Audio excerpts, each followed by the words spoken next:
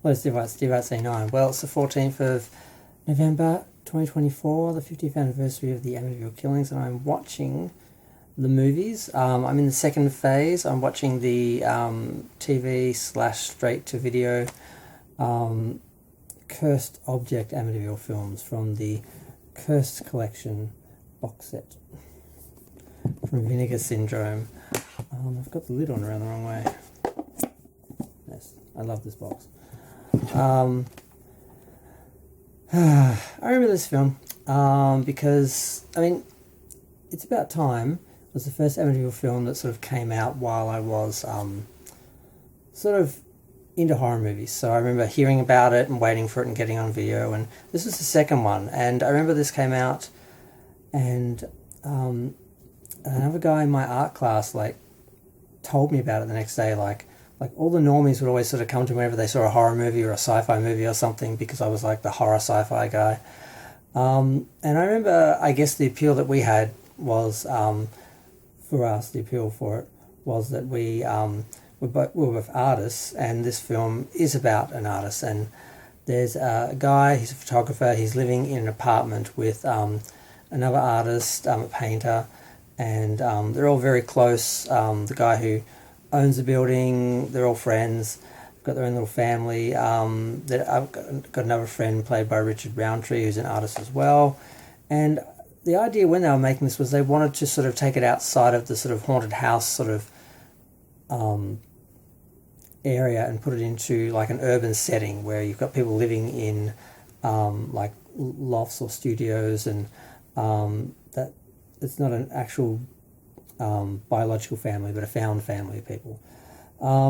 It's the usual sort of similar sort of circumstance for the other films, where we have a mirror that is given to the photographer by a homeless man after he takes a photo of him and then tries to pay him for it. And then, of course, weird, strange things start to happen. People start acting weird and people start dying. The first one is no loss because he was just a whole guy who was dating one of the main characters. Then we get to, they play a little bit with some of the idea of the person being an artist, and their art comes to life at one point in a scene where there's a white patch where a demon was in a painting, and now there's a demon running around between the scenery and so forth. It's fairly well done. Not a lot of effects in this, and I know that they were like old school photographic effects. They didn't use any digital, they didn't use any green screen or anything.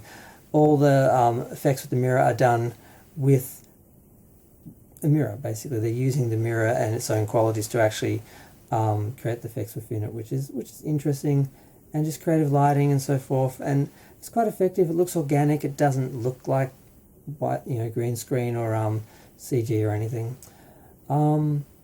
I don't know how much to say about the actual sort of... There's a little bit of a twist in this one, just a little bit. It does actually... It shows the Amityville house in reflections in the mirror, and it shows a scene from some connection to the Amityville house that one of the characters has.